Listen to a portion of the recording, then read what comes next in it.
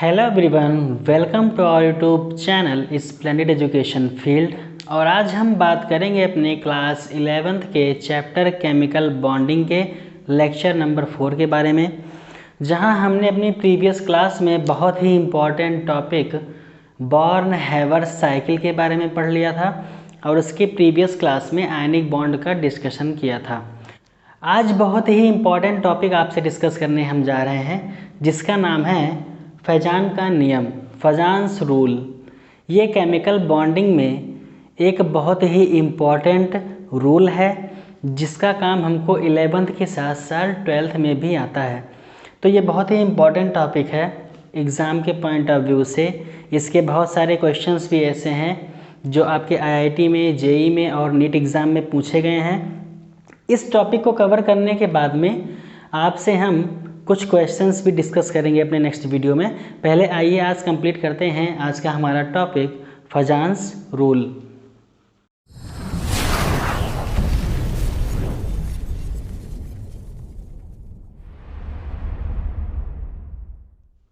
तो स्टार्ट करते हैं इसको। हमने अपने जब क्लास में पढ़ा था पिछले, तो हमने देखा था कि हमारे पास जो आयनिक कंपाउंड होते थे, मतलब हमारे पास जो आयनिक यौगिक थे, जैसे कि क्या, उसका एक मेन एग्जाम्पल हमारे पास क्या था, NaCl, मतलब हमारा ये साधारण नमक। अब ये क्या कर रहा था कि जो हमारा Na था, ये अपने इलेक्ट्रॉन को त्याग करके Na+ बना रहा था, और जो इसमें उपस्थित Cl था वो इलेक्ट्रॉन को एक्सेप्ट करके Cl- के फॉर्म में हो रहा था। तो हमारा यहाँ पर जो Na+ था ये धनायन था, हमारा Cl- यहाँ पर ऋणायन था। अब इस नियम की अगर हम व्याख्या की बात करें तो हम अभी आयनिक कंपाउंड के बारे में बात कर रहे हैं, मतलब आयनिक यौगिक के बारे में बात कर रहे हैं। तो ये नियम हमारा एक साफ साफ बात ये कहता है कि आयनिक यौगिक में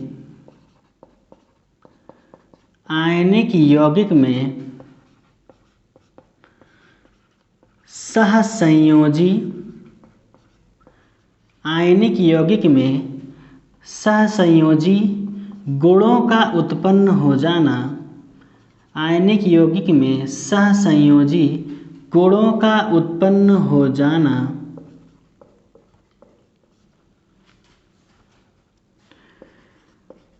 फैजान नियम की व्याख्या करता है।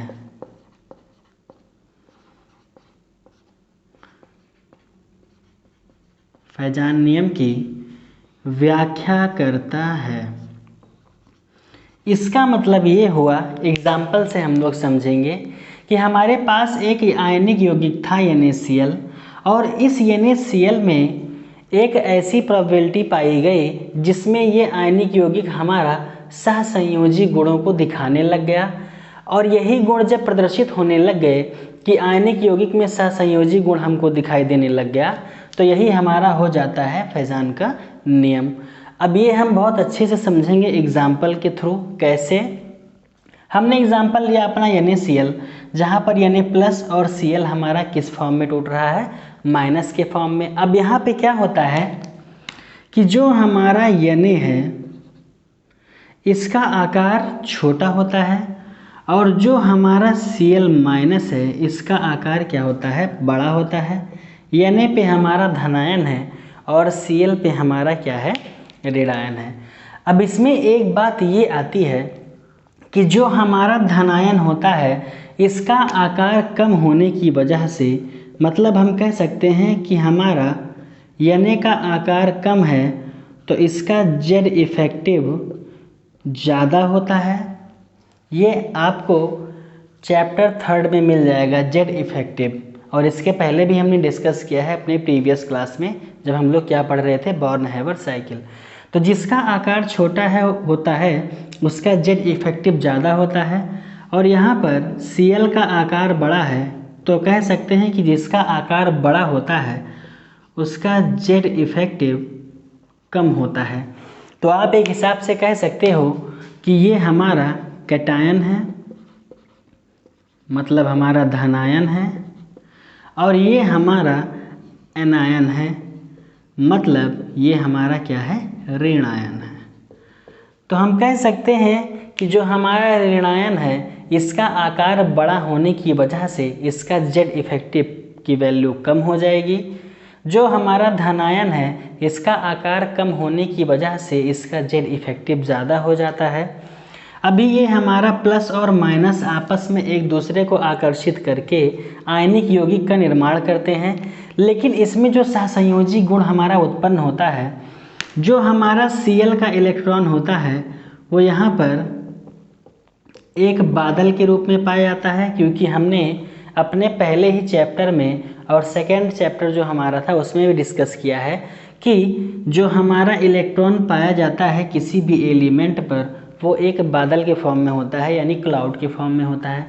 अब इसका जेड इफेक्टिव ज़्यादा होने की वजह से ये इसके इलेक्ट्रॉन को अपनी ओर थोड़ा सा आकर्षित कर लेता है, मतलब इसका जो इलेक्ट्रॉन क्लाउड है वो लगभग इसके आसपास और आ जाता है, किसके, Na के, मतलब सोडियम के पास और आकर्षित हो जाता है।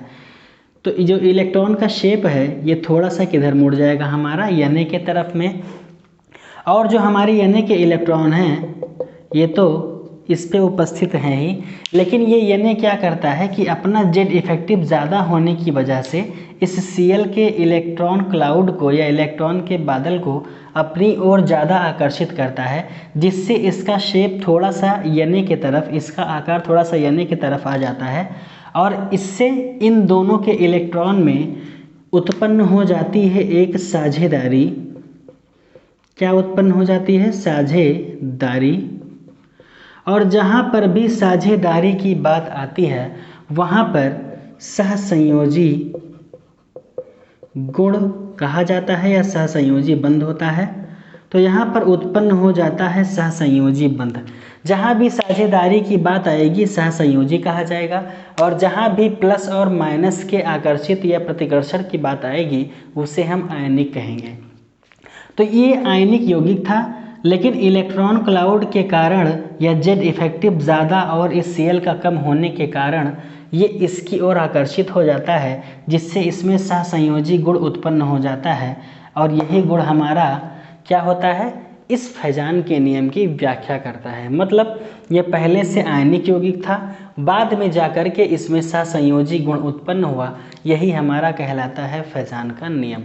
तो आई होप कि आपको ये टॉपिक क्या हो गया होगा, अच्छे से क्लियर हो गया होगा। अब इसमें हम बात करें सहसंयोजी गुण के बारे में, आखिर ये किस किस चीज़ पर निर्भर करता है। तो आइए बढ़ते हैं इसमें आगे। उसी फैजान के नियम में जो हमारा आगे का टॉपिक है वो हमारा क्या है, सहसंयोजी गुण की निर्भरता। इसका मतलब है कि आखिर आयनिक कंपाउंड में हमारा, आयनिक यौगिक में हमारा सहसंयोजी गुण उत्पन्न किस आधार पर हो जाता है। तो आइए उसी की व्याख्या यहाँ पर करते हैं। अगर सहसंयोजी गुण यहाँ पर ज़्यादा होगा, मतलब सहसंयोजी गुण अगर यहाँ पर ज़्यादा होगा तो इसके ज़्यादा होने का रीज़न यहाँ पर क्या है, तो एक तरफ हम बात करते हैं किसकी, धनायन की, और दूसरे तरफ बात करते हैं हम ऋणायन की। ठीक है, तो सहसंयोजी गुण इधर कब ज़्यादा होगा, जब यहाँ पर क्या होगा, धनायन पर आवेश ज़्यादा होगा। जब धनायन पर आवेश ज़्यादा होगा तो हमारा क्या होगा, जेड इफेक्टिव भी ज़्यादा हो जाएगा। मतलब जब सहसंयोजी गुण की बात करेंगे ये ज़्यादा तब होगा जब धनायन के ऊपर आवेश ज़्यादा होगा, मतलब प्लस चार्ज किसी के ऊपर है तो उसके ऊपर 2 प्लस हो जाएं, 3 प्लस हो जाएं, जितने भी प्लस बढ़ते जाएंगे तो उसका जेड इफेक्टिव भी क्या होगा, बढ़ता जाएगा, और उसका सहसंयोजी गुण भी क्या होगा, बढ़ता जाएगा। बात करें हम ऋणायन की तो यहाँ भी क्या होगा, जस्ट इसी का अपोजिट, यहाँ पर क्या हो जाएगा हमारा, ऋणायन पर आवेश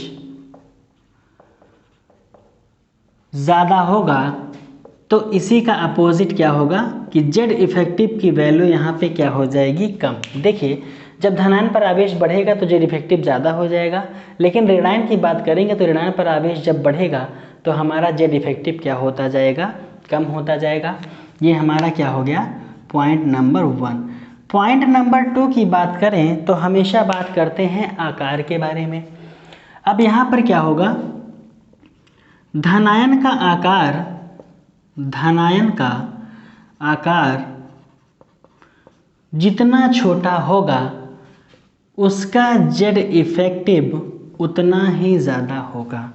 धनायन का आकार जितना ही छोटा होगा या कम होगा, जेड इफेक्टिव की वैल्यू उतनी ही ज़्यादा होगी। इसी तरह से बात करें ऋणायन पर, तो ऋणायन का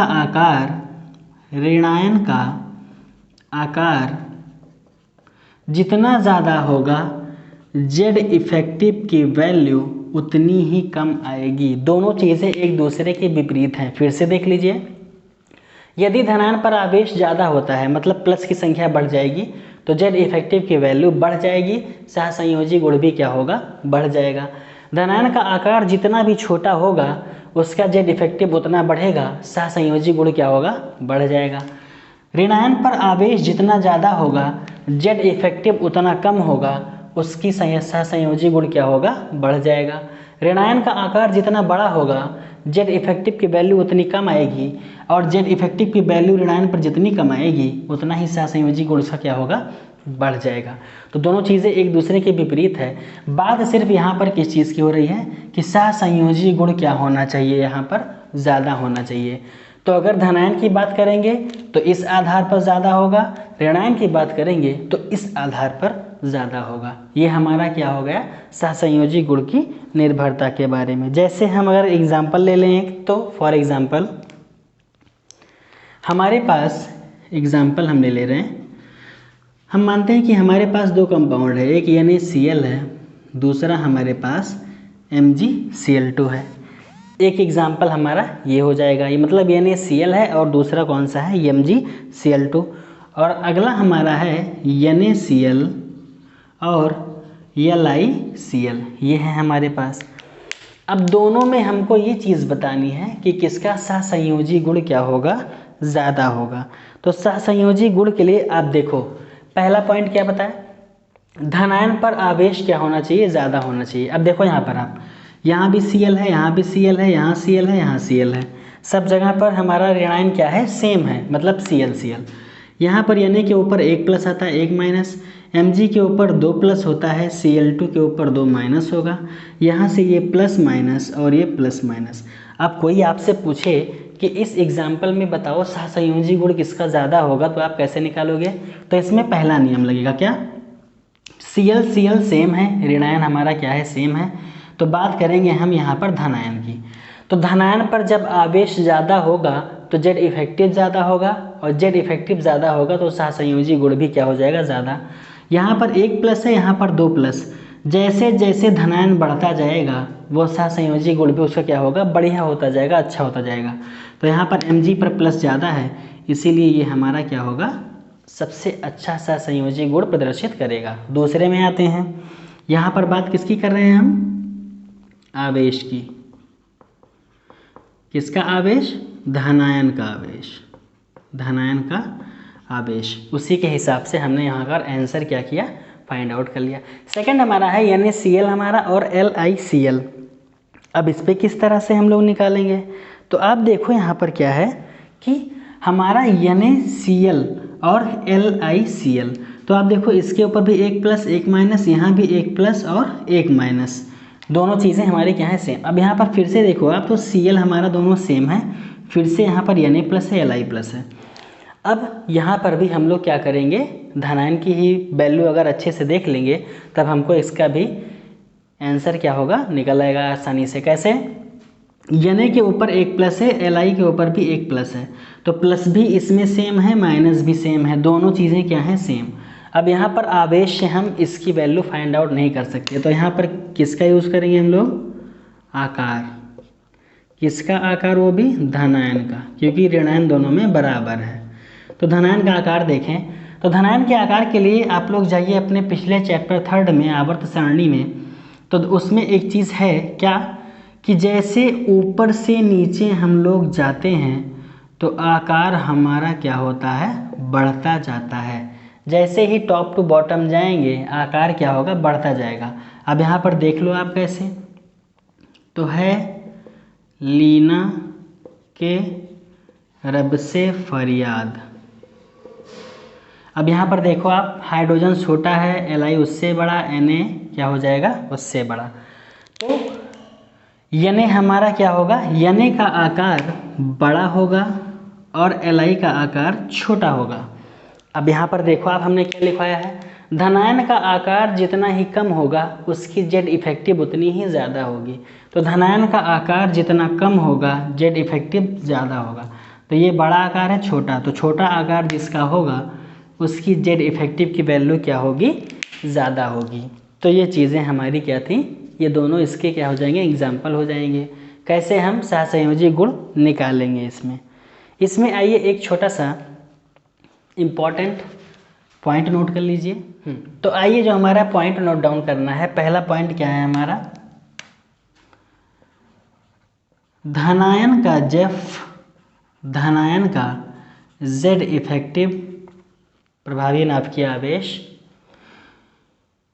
आवेश बढ़ने के साथ बढ़ता है, आवेश बढ़ने के साथ बढ़ता है।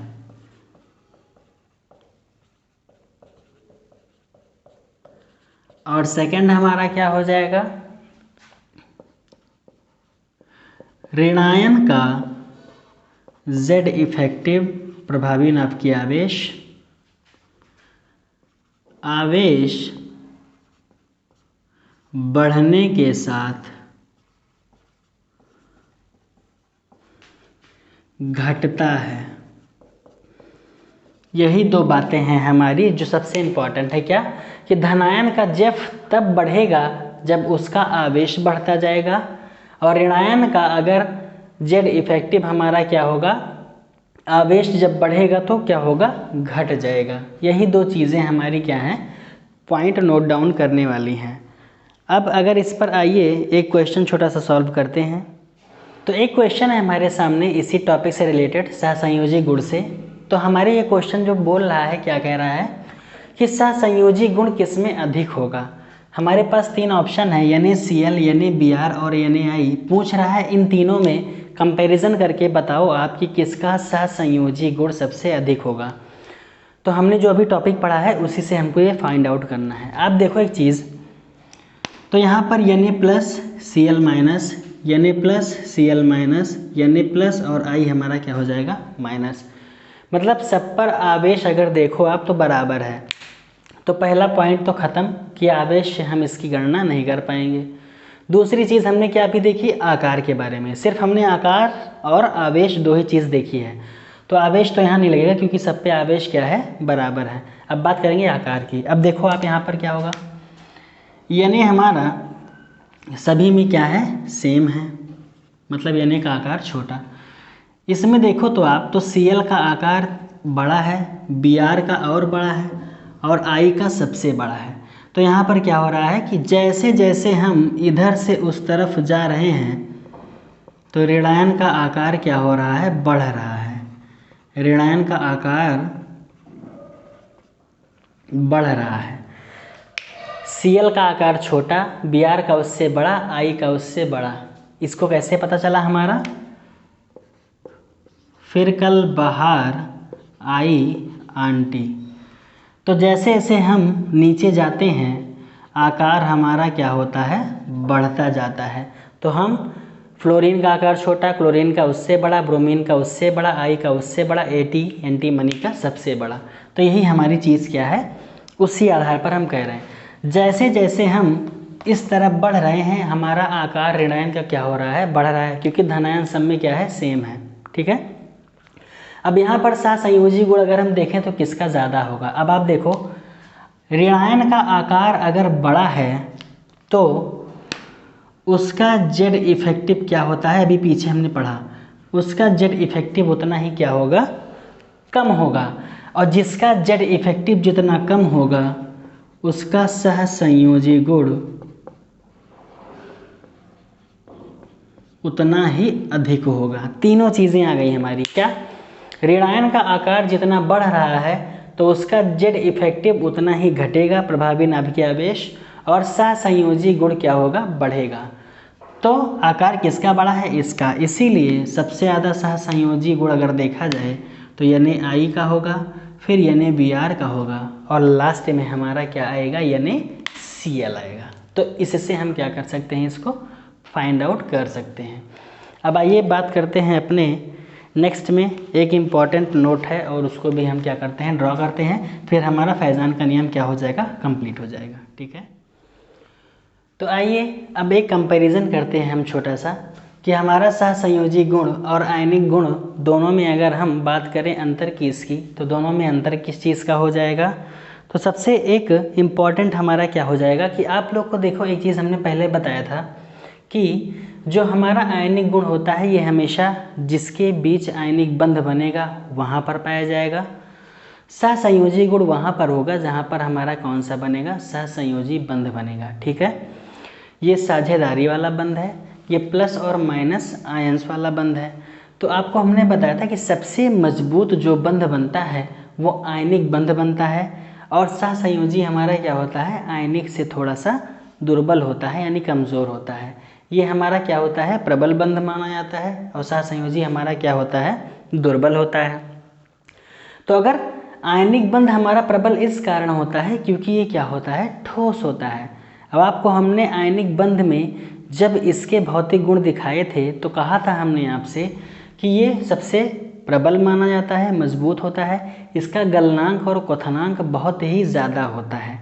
लेकिन कंपैरिजन करें अगर इससे, तो सहसंयोजी का गलनांक और क्वथनांक क्या होता है? आयनिक के मुकाबले कम होता है। ठीक है, और इसके बीच जब बंध बनता है आयनिक कंपाउंड में हमारा, तो बहुत ही मजबूत होता है और उसको तोड़ने के लिए बहुत ही ज़्यादा ऊर्जा देने की आवश्यकता पड़ती है, जबकि इस बंध में कम ऊर्जा की आवश्यकता होती है in comparison to ionic bond. ठीक है, तो आइए सहसंयोजी गुण में पहले देखते हैं क्या क्या होगा।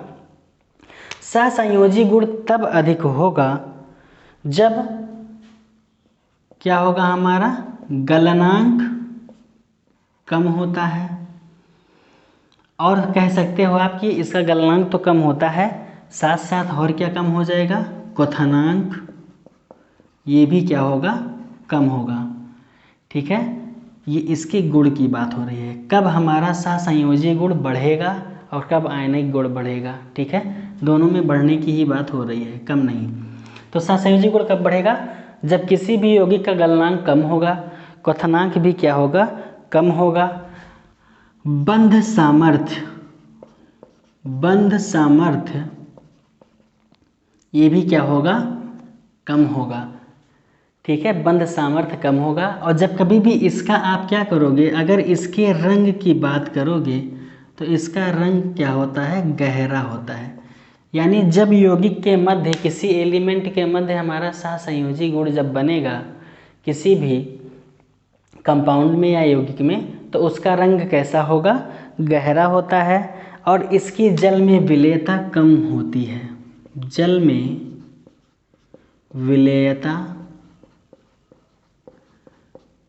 कम होती है। ठीक है, इतने पॉइंट आएंगे। गलनांक कम होगा, क्वथनांक कम होगा, बंध सामर्थ्य कम होगा, रंग गहरा होगा, विलेयता का होगी इसकी कम होगी। विलेयता मतलब किसी भी चीज़ में विलेयता, क्योंकि जो जैसा होता है उसी चीज़ में घुलता है, मतलब लाइक डिजॉल्व लाइक, ये कॉन्सेप्ट यहाँ पर लगेगा। बात करें इसी में आयनिक गुण की, तो आयनिक गुण का हमारा जो हमारे आयनिक बंध होते हैं उसका गलनांक बहुत ही ज़्यादा होता है, क्वथनांक भी अधिक होता है, बंध सामर्थ्य अधिक होता है क्योंकि बहुत मजबूत बंध है ये, बंध सामर्थ्य ज़्यादा होगा, और इसकी जल में विलेयता भी क्या होती है? अधिक होती है। जल में विलेयता अधिक होती है। ठीक है, अब जल में विलेयता अधिक होने का रीज़न क्या है? जैसे ही आप किसी आयनिक कंपाउंड को जल में डालते हो वो तुरंत फट से प्लस माइनस में टूट जाते हैं और बहुत जल्दी से जल में घुल जाते हैं, जबकि सहसंयोजी जल की विलेयता क्या होती है? कम होती है सहसंयोजी यौगिक की। ठीक है, तो ये पॉइंट हमारा क्या था? इसका था दोनों का अंतर कि सहसंयोजी गुण कब ज़्यादा होगा, जब गलनांक कम होगा, क्वथनांक कम होगा, बंध सामर्थ्य कम होगा, रंग गहरा होगा उसका, जल में विलेयता कम होगी। आयनिक गुण कब प्रबल होगा, जब गलनांक ज़्यादा होगा, क्वथनांक ज़्यादा होगा, बंध सामर्थ्य ज़्यादा होगा और जल में विलेयता भी क्या होगी, ज़्यादा होगी। फॉर एग्जाम्पल आप क्या कह सकते हो, जैसे हमारे पास दो चीज़ें हैं, मान लीजिए NaCl है और प्लस हमारा वाटर है। वाटर मतलब क्या, पानी।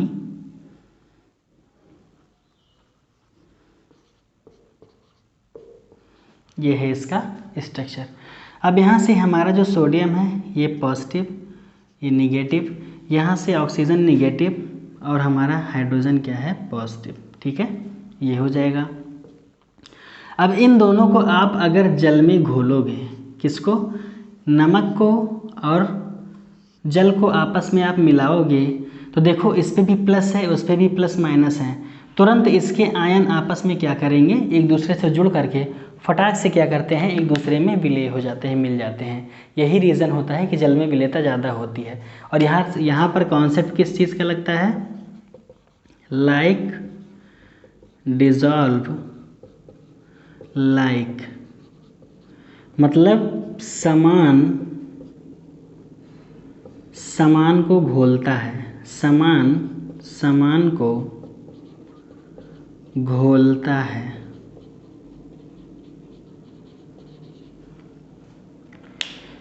समान को घोलता है, इसका मतलब क्या, ये भी आयनिक दोनों आपस में क्या होंगे, घुल जाएंगे और इसकी विलेयता भी क्या होगी, अधिक होगी। अब आइए आज के लास्ट टॉपिक की बात करते हैं, जहाँ पर फजान रूल हमारा क्या हो जाएगा, कंप्लीट हो जाएगा अभी। तो आइए बात करते हैं अपने आज के लास्ट टॉपिक की, जो फजान रूल का हमारा लास्ट है। सहसंयोजी गुण ज़्यादा होने की शर्तें क्या है। तो सहसंयोजी गुण ज़्यादा कब होगा, तो धनायन और ऋणायन में हम बात करेंगे। तो पहली चीज़ क्या होगी, अगर धनायन की बात करेंगे तो पहली चीज़ क्या होती है, आवेश ज़्यादा होना चाहिए।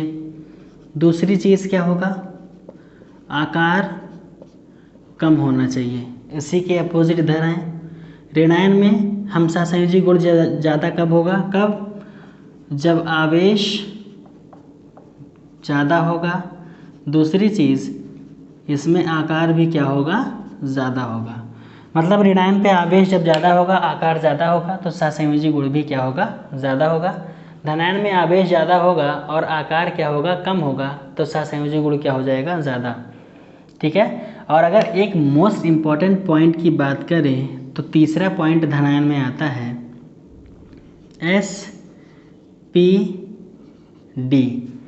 ये तीन हमारे क्या होते हैं, ब्लॉक्स होते हैं, S कोश, P कोश और D हमारा।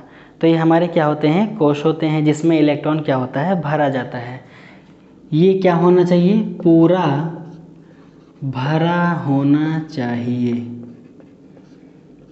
अगर ये तीनों चीज़ें पूरी भरी हुई हैं, SPD, तब हमारा सहसंयोजी गुण उसका क्या होगा, ज़्यादा होगा। मतलब S में देखें तो 2 इलेक्ट्रॉन, P में 6, D में हमारा क्या हो जाएगा, 10। और आप चाहो तो ये फुलफिल भी भरा हो सकता है और आधा भी।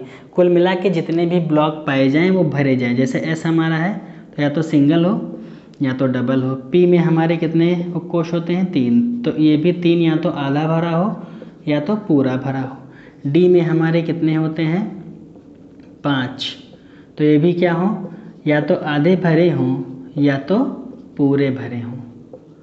तो जब ये शर्तें पूरी होंगी तो उस यौगिक का सहसंयोजी गुण भी क्या होगा, सबसे अत्यधिक माना जाएगा। तो यही इतना था हमारा आज का टॉपिक। अपने नेक्स्ट पार्ट में या नेक्स्ट लेक्चर में आपसे हम जो भी डिस्कस करेंगे वो टोटली इस फजान रूल पर जितनी भी बातें बताई गई आज, इन पे बेस्ड क्वेश्चंस कौन कौन से आए हैं, कैसे कैसे कुछ क्वेश्चंस को हम क्या करेंगे, सॉल्व करेंगे। तो नेक्स्ट लेक्चर सिर्फ हमारा क्वेश्चन का होगा। उसके बाद पढ़ेंगे इलेक्ट्रॉन बिंदु संरचना, पूरा चैप्टर उसी के इर्द गिर्द है आपका। तो देखेंगे कौन सी संरचना कैसे बनती है, कैसे किस में इलेक्ट्रॉन एक्सेप्ट होता है, कौन किसको डोनेट करता है, कहाँ पर आयनिक बॉन्ड बनेगा, कहाँ पर ये सहसंयोजी बंध बनेगा, कहाँ पे हाइड्रोजन बॉन्ड बनेगा। तो एक एक बॉन्ड अभी हमको पढ़ना है आगे। ये इतनी बातें हमारी अभी किस चीज़ की थी, फजांस रूल की थी। तो आई होप कि आपको आज की क्लास सारी की सारी समझ में आई होगी। नेक्स्ट में हम अपनी बात करेंगे सिर्फ क्वेश्चन को, जो फजान रूल से रिलेटेड हमारी जितने भी क्वेश्चन आएंगे वो चीज़ें, और बढ़ेंगे फिर अपने अगले पार्ट पर इलेक्ट्रॉन बिंदु संरचना के ऊपर। तब तक के लिए आप लोग अच्छे से पढ़ते रहिए। वीडियो पसंद आया हो तो लाइक कीजिएगा, शेयर कीजिएगा। चैनल पर अगर फर्स्ट टाइम आए हैं तो इसको सब्सक्राइब कीजिएगा। मिलते हैं आपसे अपने अगले वीडियो में, तब तक के लिए अच्छे से पढ़ते रहिए। Thank you so much, bye bye, take care.